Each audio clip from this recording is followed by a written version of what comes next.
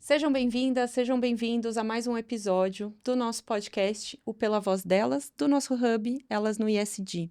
Letícia Sugai, Mari Laranjeira, nós somos as cofundadoras e hoje recebemos Nathalie Barros, Obrigada. que é uma executiva especialista em compras sustentáveis e vai trazer um pouquinho para a gente aí da trajetória dela. Seja bem-vinda, Nathalie, é um prazer tê-la aqui conosco e eu gostaria de pedir para você fazer sua autodescrição.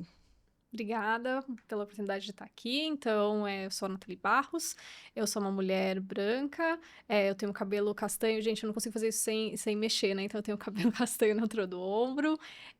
Tô vestindo uma blusa laranja, salmão, com uma saia verde. E sou baixinha, né? Essa sou eu. Quanto você tem de altura? Eu, 1,58. Baixinha real. Defina. Nathalie, conta pra gente a sua trajetória, que é uma trajetória que é muito pautada na questão da educação e a importância da educação e o poder transformador, né, que vem aí da educação. Com certeza. Não, pera, eu falei várias vezes educação, pera. Tá bom. Nathalie, conta pra gente, então, a sua trajetória e como que o poder transformador da educação te trouxe até aqui. Maravilha. Realmente, assim, eu venho de uma família onde o recurso financeiro, assim, era bastante limitado, vamos colocar assim, e onde os meus pais, tudo que eles tinham e que eles não tinham, eles investiram realmente na minha educação, né? Então, minha mãe sempre falou, a educação é algo que ninguém nunca vai poder tirar de você. Então, assim, a melhor herança que eu posso te deixar realmente é isso. Eu era uma criança muito tímida, muito estudiosa, mas eu sonhava grande e meus pais me estimulavam muito a ter grandes ambições, assim, né? E então, com tudo isso que eles investiram em mim, eu tive o privilégio de estudar na Universidade de São Paulo, fazer o curso de engenharia agronômica, e foi realmente um passo que mudou completamente minha vida, né? Tanto porque me deu acesso a recursos, conhecimentos, pessoas que dificilmente eu teria no lugar de onde eu vim, como também me abriu portas que foram, inclusive, além mar, né? Então, quando eu cheguei na universidade, acho que ir para a universidade é um primeiro passo, mas uma vez que a gente está lá e você começa a olhar para o lado, você começa a perceber outros gaps que você tem em relação às pessoas, né? Então, olhar para as pessoas que estavam estudando comigo e essas pessoas, elas tinham acesso a diversas coisas que eu nunca tinha tido antes. E eu ia competir com essas pessoas quando eu saísse para o mercado de trabalho, né? Então, quando a gente pensa, assim, no curso de engenharia agronômica da USP, por exemplo, são 200 pessoas que se formam todos os anos. Na época em que eu estudei, 1/4 disso eram mulheres, né? E quando eu olhava para as pessoas ao meu redor, elas tinham acesso a cursos de idiomas, a intercâmbios, a vivências internacionais, ou estavam ali se preparando para assumir os negócios da família. E eu não tinha nenhuma desses acessos que eles tinham. Tudo que eu tinha era o acesso a tudo que a universidade pudesse me oferecer. Então, acho que foi um momento muito determinante quando eu olhei para mim e falei assim, bom, qual que vai ser o meu diferencial? Né? O que vai fazer eu conseguir compensar, talvez, esse passo atrás que eu tenho em outras características da minha formação, do meu acesso. E aí, como eu falei no começo, eu era muito estudiosa, né? E acho que algo que eu não mencionei é que eu sempre gostei muito de idiomas, sempre gostei muito de outras culturas. E quando eu descobri que a boa performance que eu tinha na faculdade podia me permitir ter uma bolsa de estudos e estudar fora, meu foco começou a ser esse. Falei, bom, isso vai ser o meu diferencial. Eu vou ter acesso a isso, que pela condição financeira da minha família eu nunca teria, eu vou conseguir ir para fora e isso vai ser determinante. E realmente foi, né? Eu fui para a França, fui fazer um duplo diploma, então assim, eu tenho tanto o diploma aqui do Brasil de engenharia agronômica, como também eu tenho o lá da França. Eu acho que eu tive uma grande oportunidade, porque lá a faculdade onde eu estudei, ela era muito focada em business, né? Então, ela acabou sendo uma formação complementar ao que eu tive aqui no Brasil, né? A universidade aqui, eu tive uma formação muito focada em agricultura mesmo, né? A questão do campo, e lá eu tive uma formação muito complementar na área de negócio, de corporativo, e essa mistura aí dessas duas variáveis realmente foram me dando uma noção de onde eu queria trabalhar, né? Então, eu realmente comecei a ter um foco muito grande em indústria, em grandes corporações, e na minha formação lá fazia parte do percurso, e eu acho fantástico que hoje, cada vez mais a gente tem no Brasil, é que era obrigatório fazer um estágio. Era obrigatório eu ter uma vivência profissional, E já essa primeira vivência profissional que eu tive, que foi na Espanha, que foi mais aí uma conquista, né? Mais um aprendizado, já era em compras. Né? E aí eu sempre brinco que não existe uma criança que você vai perguntar assim, nossa, o que você quer ser quando você crescer? E ela vai falar assim, nossa, compradora. Né? Assim, não existe. Né? Acho que não é uma profissão que tá aí no radar. A gente fala muito supply chain, mas a gente fala muito pouco, assim, vocalmente sobre compras. E eu acabei caindo de paraquedas, né? Não foi uma escolha, foi uma coisa que apareceu. E por ser, assim, uma área muito interdisciplinar, foi algo muito rico para mim, acho que foi algo que eu me identifiquei muito. E desde o estágio, todas as oportunidades profissionais que eu tive em várias multinacionais, tudo isso foi muito conectado com compras, né? Então, assim nasceu a Nathalie Compradora. E acho que, para fechar esse tema, né? Realmente, como a educação, assim, ela me trouxe até aqui. Né? Foi ela que me colocou na universidade, foi ela que me permitiu conhecer outros países, outras culturas, e é um grande diferencial que eu tenho hoje para ocupar esse espaço que eu estou ocupando. Muito bom. Estudem, mulheres. Vamos continuar nos capacitando. Isso vai nos levar muito longe ainda, né? Nathalie, de onde que surgiu esse insight de concatenar compras, que é um processo que toda empresa tem, precisa disso, com sustentabilidade? Foi uma demanda interna ou você foi percebendo que precisava de um diferencial também, que o mercado estava indo nesse caminho? Eu acho que foi uma combinação de coisas, né? Então, quando eu falo de compras, eu gosto muito de trazer o conceito de compras estratégicas, né? Pô, por que compras estratégicas, né? Porque especialmente quando a gente fala desse mercado onde eu tô, que é compras sobretudo de commodities, né? Commodities agrícolas. Então, né, eu já fui compradora de cacau, de açúcar, de leite, de milho, de soja. A gente tá falando de milhões de dólares envolvendo grandes corporações, a gente está falando de milhares de toneladas de produto, a gente está falando de uma grande volatilidade de preço, a economia influenciando, o clima influenciando tudo isso. Então, a gente está falando de processos muito complexos, onde não é simplesmente a gente ir lá e falar quanto custa, me dá. Né? Realmente tem todo um estudo por trás, tem toda uma ciência, um conhecimento por trás, né? Então, quando a gente fala de compras estratégicas, é importante você comprar, mas é importante que seja dentro de uma série de características importantes, de padrões necessários e num preço competitivo e que chegue na hora certa e na quantidade certa, né? Então, essa é a missão do comprador estratégico, basicamente. Quando a gente vai falando desses padrões necessários, pensando que eu comecei a ser compradora 15 anos atrás, eles foram evoluindo muito ao longo do tempo. Né? Então, antes a gente começava a falar um pouquinho de qualidade, os padrões de qualidade foram subindo, aí a gente começou a falar de tudo que envolve compliance e tudo mais, e esses padrões que podem colocar uma empresa, né, a reputação de uma empresa em jogo, ou que podem colocar os compromissos públicos de uma empresa em jogo, foram crescendo ao longo do tempo. Né? Então, até esse olhar que eu trago da agronomia, eu acho que me ajudou muito nessa jornada, né? Porque, de repente, o que eu fui percebendo é que, ao ter esse olhar de alguém que entende o que está acontecendo no campo, na agricultura, eu comecei a me diferenciar muito nessas discussões e na apresentação de soluções quando as questões foram surgindo, né? Então, nos últimos anos, a gente começou, principalmente aqui no Brasil, na América Latina, tem muitas discussões com relação à conexão com o desmatamento, né? Acho que todo mundo já viu aí alguma notícia onde o nome das empresas pode ser conectado, mesmo que esteja lá longe, né, na cadeia de abastecimento, pode ser conectado a um escândalo de desmatamento. Quando a gente fala na parte social também, a gente já viu aí nos noticiários, né, grandes empresas tendo que publicamente se justificar de porque a cadeia de abastecimento deles, sei lá, 4 fornecedores atrás, de alguma maneira, foi conectada com práticas sociais que não são corretas. Então, pouco a pouco, essa demanda foi surgindo e eu fui percebendo que eu conseguia responder a ela de uma maneira mais assertiva, né? E então eu falei assim, acho que isso vai ser o futuro, no sentido de não mais isso ser parte do trabalho de um comprador, assim, mas isso ser fundamental, isso ser mandatório, né?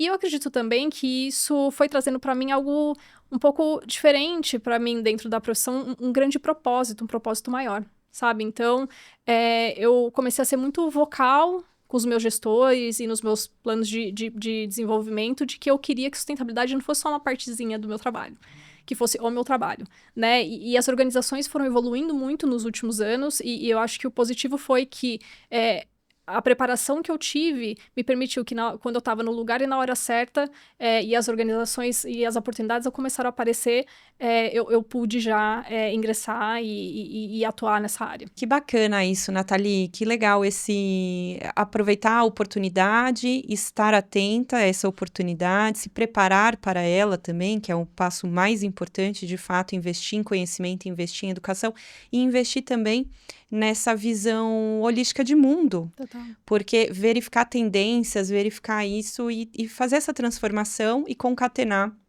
como a Letícia bem trouxe, compras com sustentabilidade. Falando um pouquinho disso, eu sei que você aplica e é também uma entusiasta da questão da agricultura regenerativa, né? Já esteve aí à frente de vários projetos. Traz um pouquinho isso pra gente, que a questão da agricultura regenerativa é uma temática também bastante em voga por conta das questões climáticas. Traz um pouquinho pra gente essa tua experiência, por favor. Legal, eu acho importante trazer o contexto de quando a gente fala de empresas da área de alimentos, né, a agricultura ela acaba sendo uma grande responsável pelas emissões totais, né, então se a gente pensa que boa parte das empresas agora estão preocupadas com a mensagem que ela passa para o consumidor, com a responsabilidade social e ambiental que ela passa, no momento que ela começa um plano, né, de mitigação, redução de pegada de carbono, fatalmente alguma coisa na agricultura vai ter que ser feita, né, e aí a agricultura regenerativa, ela vem trazendo soluções para essa redução da pegada de carbono associada a grandes culturas. Aí a gente está falando de milho, trigo, entre outras matérias-primas que hoje são utilizadas, né? Então, a agricultura regenerativa é um tema que eventualmente acaba sendo banalizado, né? Porque a gente vem falando muito sobre isso e acho que ainda faltam definições concretas para a gente poder dizer isso não é. Quando eu trabalho com agricultura regenerativa, os meus projetos eles sempre têm por trás um grande objetivo de trabalhar a saúde do solo, né? Então, a gente promover que as dinâmicas naturais do solo elas possam acontecer, e também práticas que façam sentido para o produtor rural, tanto numa parte financeira, como também permitam a ele ser socialmente e ambientalmente responsável, né? Então, geralmente, os projetos são bem holísticos, né? E o que a gente está falando concretamente em termos de práticas, né? E que aí, acho que para o público que trabalha com agro, talvez sejam terminologias mais conhecidas, né? A gente está falando de rotação de cultivos, a gente está falando de práticas que não movam demasiadamente o solo, então a gente está falando, por exemplo, de plantio direto. A gente fala muito de utilização de recursos de maneira consciente, ou seja, entender quanto fertilizante ou quantos produtos são colocados na hora de fazer o cultivo, ou tanto de passadas que você faz com a máquina. Então, é um conjunto de práticas que realmente permitem que aquela produção tenha a menor pegada de carbono possível, né? Nos projetos que eu venho desenvolvendo, eu acho que o que vem ficando claro é que, assim, os resultados, eles vêm passinho a passinho. Então, não é um sprint, é uma maratona, né? A gente tem que ser muito cuidadoso também no sentido do risco e responsabilidade que a gente coloca para o produtor rural. Então, é muito importante a gente trabalhar em conjunto com quem está realmente no campo. Não adianta eu estar aqui sentada no meu escritório e dizendo que isso está certo, isso está errado. Pelo contrário, a gente aprende muito mais do que ensina quando a gente passa por essas jornadas no campo. E adaptar a realidade, né, de cada local. Então, eu tive projetos tanto aqui no Brasil, como projetos no México e nos Estados Unidos, e a gente está falando de produtores rurais completamente diferentes em termos de acesso e em termos de maturidade em técnicas agrícolas, né? Então, um grande produtor de milho lá nos Estados Unidos, o tipo de orientação que ele vai precisar é completamente diferente de um pequeno produtor no interior do México, né? A gente está falando de alguém que tem 5 hectares versus alguém que tem milhares de hectares, né? Então, para mim, os grandes aprendizados hoje, eles estão realmente em estabelecer parcerias, né? A gente não faz nada sozinho. E quando a gente se fortalece com parceiros, a gente acaba se adequando mais à realidade, a gente acaba aumentando o impacto também, né? Acho que vai reduzindo o ego e os interesses únicos, né? E a gente vai entendendo que trabalhar em conjunto faz muito mais sentido para todo mundo, então acho que esse vem sendo um grande aprendizado. E o outro aprendizado é que realmente a gente precisa se basear muito em ciência.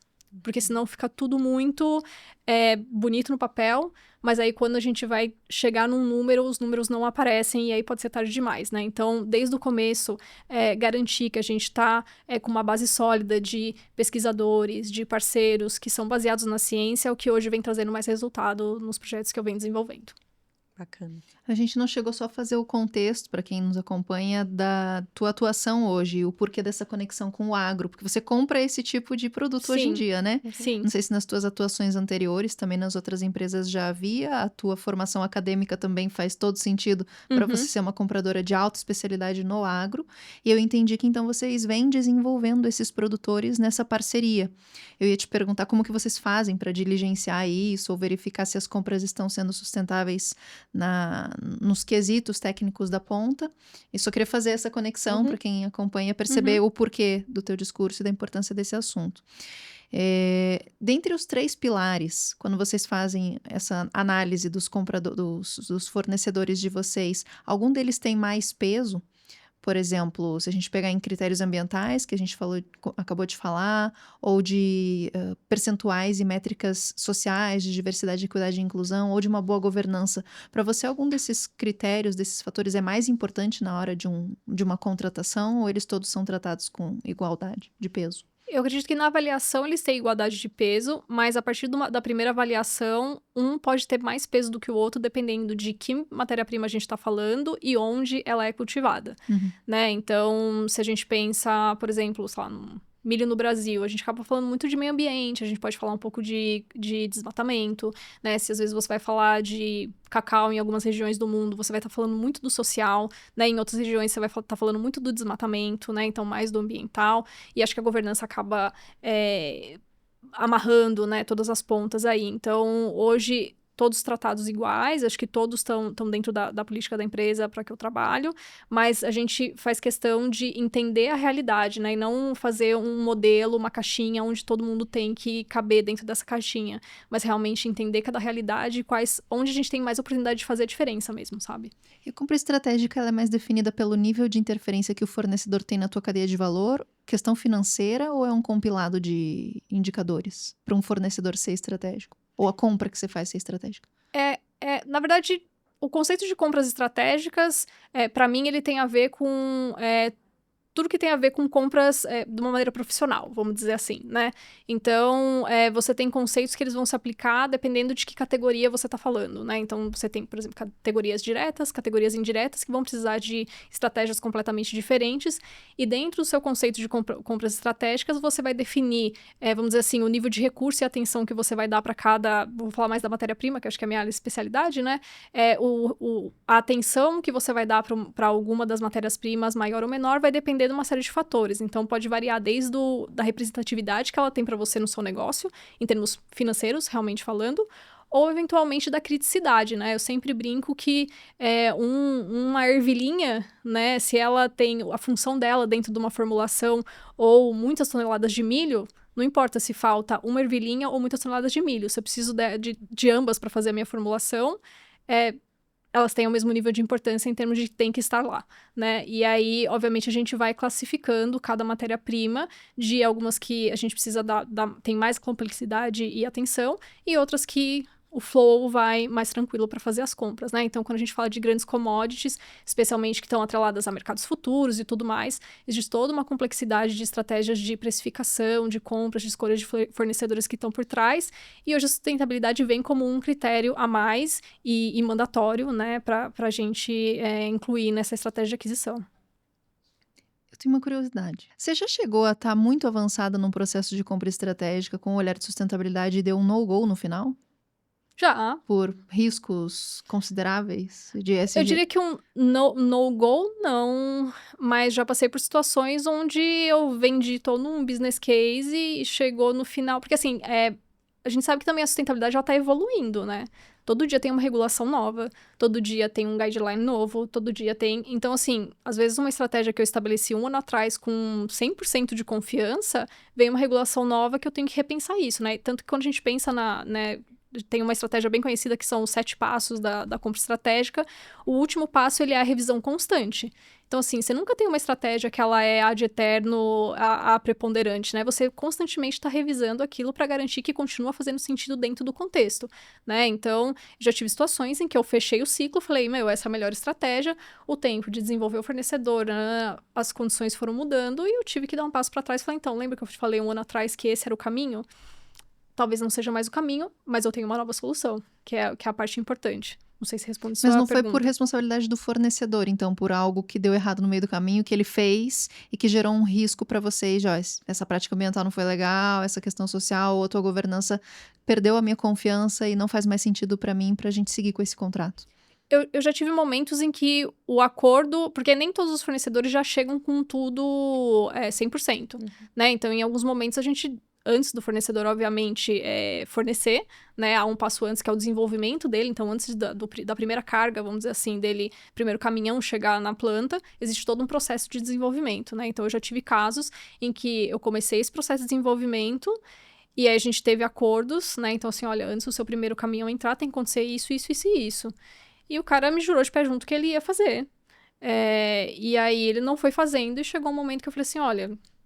Sinto muito, a gente realmente, e aí internamente, vamos mudar pro plano B, porque tudo que a gente tinha acordado, infelizmente, não aconteceu, né? Então, eu não posso, eu acho que o mais importante é a gente garantir que antes disso fazer parte do nosso processo, a gente esteja com tudo bem amarrado, né? Acho que a maior preocupação é essa. Não, e assumir um risco, assumir uma responsabilidade, principalmente questão de risco reputacional, né, e risco financeiro também, porque se a pessoa não, né, se essa pessoa jurídica não está em compliance com as tuas exigências ali, com certeza pode acarretar um problema sério futuro. Nathalie, é muito relevante isso tudo que você traz para nós sobre esse cenário, sobre essa questão estratégica, importante que você está ali definindo, inclusive a estratégia, né? Traz para a gente algumas dicas, por favor, ferramentas, assim, alguns passos para quem de fato quer implementar um sistema de compras de forma sustentável dentro das companhias em que atua. Legal. Eu acho que, sobretudo, é garantir que, vamos dizer, o dever de casa em termos de garantir compras de uma maneira padronizada, né, e com verificações, isso precisa existir, né? Então, quando você consegue colocar a sustentabilidade dentro de um processo que já existe, tudo faz muito mais sentido, né? Se você for tentar colocar a sustentabilidade dentro de um processo de compras que ele está completamente despadronizado ou completamente fora, né, de uma, vamos dizer assim, uma rastreabilidade em termos de como que a cotação é feita, quais são os padrões que você avalia, vai ficar muito difícil. Então, acho que essa seria a primeira dica. Acho que a outra dica é realmente você entender em que nível de maturidade a sua empresa está, né? Então, acho que se você já tem uma empresa que ela é mais madura, que já tem coisas acontecendo, você já pode buscar exemplos internos de como isso acontece. Do contrário, acho que hoje na internet a gente consegue se inspirar muito em outras empresas, né, do que está acontecendo. Então, se a gente olha aí as grandes empresas, vou falar da área de alimentos, que é a que eu estou mais envolvida, dentro dos próprios compromissos de sustentabilidade delas, a gente já consegue ter muitos caminhos, né? Na minha empresa a gente fala muito isso, né, de ser um exemplo pelo que a gente realiza, né? Eu acho que é muito importante isso, né? Não ser exemplo pelo que a gente promete, ser exemplo pelo que a gente realiza e comunica. Então, eu acho que hoje o segundo passo seria essa inspiração, seja interna ou externa, e networking, né? No geral. Então, realmente, desde que eu decidi trabalhar e investir mais nessa área de compras sustentáveis, eu uso todo o networking que vem desde lá da minha graduação, passando por todas as empresas que eu venho trabalhando e não ter vergonha de pedir ajuda, de perguntar, de investigar e encontrando também cursos que façam sentido, né? Eu acho que a gente está num momento onde tem tanto curso que às vezes a gente fica meio confuso, né? Então, eu sou muito intencional nos cursos e onde eu me envolvo em termos de capacitação, em termos de eventos e tudo mais, mas eu vejo grande riqueza nessas trocas que eu tenho, seja através de formações ou através de eventos. E, Nathalie, traz pra gente um pouco do seu olhar de futuro, né? Falando aí do teu gancho sobre estar antenado, fazer networking, né? Você é uma pessoa antenada, e que busca esse conhecimento de tendências de mundo. Como que a inovação, a tecnologia tem apoiado a questão de sustentabilidade? E o que que você enxerga como barreira ainda a ser superada em relação à sustentabilidade? Olha, eu acho que a tecnologia ela vem ajudando muito a gente, acho que até trazendo uma fala, de mais cedo, né, a transformar questões muito abstratas em dados concretos, né. Então acho que é muito importante a gente conseguir medir, né, a gente Uhum. conseguir mostrar, mudança de desempenho, conseguir, tornar concreto algo que às vezes fica muito no abstrato, né. Então cada vez mais a gente vem encontrando, sejam softwares ou sejam, startups ou empresas que estão muito focadas, em transformar em números, coisas que antes ficavam no campo abstrato, né. Então acho que isso ainda vai crescer muito, acho que apesar de ter muitas empresas, às vezes a gente quer enxergar as coisas e ainda não consegue encontrar as lentes para enxergar da maneira que a gente precisa para fazer a diferença. Então, para mim isso é algo que já cresceu muito, que ainda vai crescer, bastante, assim. E aí acho que pensando em barreiras, eh, eu acredito que não sei se é uma barreira, mas o que eu acho que hoje, a gente precisa se enxergar muito como potência quando a gente pensa em América Latina, sabe. Então eu acho que tem uma visão, às vezes a gente tem uma visão muito limitada sobre as oportunidades de melhoria que a gente tem, eu acho que a gente tem que ser consciente disso, mas às vezes isso acaba escondendo muitas coisas muito legais que a gente tem, por exemplo, no Brasil, com relação à agricultura, com relação a boas práticas, né. Então eu acho que se a gente se enxerga muito com esses olhos, limitados de só o que nos falta, eu acho que isso pode ser uma grande barreira. Sabe, eu acredito que a gente tem que se enxergar como potência da agricultura que a gente é sim, né, como potência de inovação que a gente é sim, e a gente falar para o mundo isso, né. Então eu brinco muito que, eu sou uma brasileira que está constantemente em fóruns onde a maioria das pessoas que estão falando de sustentabilidade a nível global, elas são americanas, elas são europeias, sobretudo, e que elas têm eventualmente uma visão do que acontece aqui ou eventualmente têm uma visão que não corresponde à realidade, e eu tenho isso como missão, né, de trazer para eles do tipo assim: "Olha, não funciona assim", ou "Olha, a sua visão tá muito limitada, vem aqui que eu te explico", né. Eu acho que a gente tem que sim ser embaixador do conhecimento que a gente tem sobre a realidade local que a gente vive. Mas as nossas práticas de compra sustentáveis estão muito longe das que você vê em Estados Unidos, Europa, ou elas até são parecidas, é só a percepção de fora a nosso respeito que é um pouco deturpada? Eu acredito que é a visão que é deturpada. Eu acho que tem muitos, inclusive tem muitos casos onde a gente vê que as ferramentas que a gente hoje tem disponível aqui, então quando a gente pensa, por exemplo, toda essa parte de análise geoespacial, quando a gente pensa em acompanhamento de desmatamento, não são muitos países do mundo que tem algo público que você possa acessar no nível que a gente pode acessar, né? Então hoje você tem grandes traders que eles estão em tempo real acompanhando o que está acontecendo com os parceiros deles e notificando se eventualmente algo parece estar fora do que eles consideram como os padrões ideais a nível social e ambiental, né? Então, só para trazer um exemplo de algo que, quando a gente mostra para o pessoal de fora, eles ficam chocados, né? Então, de novo, a gente tem muitas oportunidades, é um fato, mas a gente também tem muita coisa onde a gente já é expert e a gente precisa também falar sobre isso. Muito bom. Falando em futuro e em tendências, se você ou quando você for reconsumir esse episódio daqui a alguns anos, qual é a mensagem que você deixa para Nathalie de lá para frente? Gente, acho que primeiro, essa sensação de que sempre parece que às vezes é tarde demais para começar alguma coisa, mas que eu tenho certeza que nunca é, Uhum. né? Então eu espero que daqui a alguns anos eu consiga continuar tendo essa percepção que sempre dá para recomeçar, que sempre dá para iniciar um projeto novo, né?